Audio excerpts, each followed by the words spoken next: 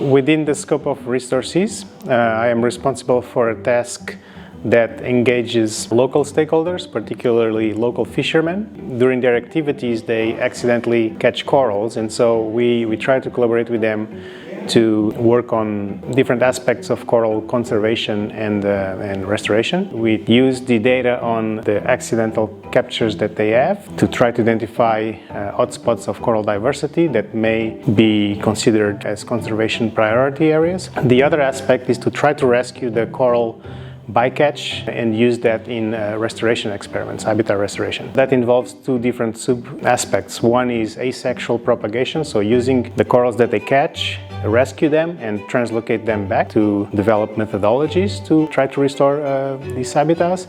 And the other one is to study the reproductive biology with the ultimate goal of sexually producing in captivity corals that can be used in habitat restoration, so sexual propagation.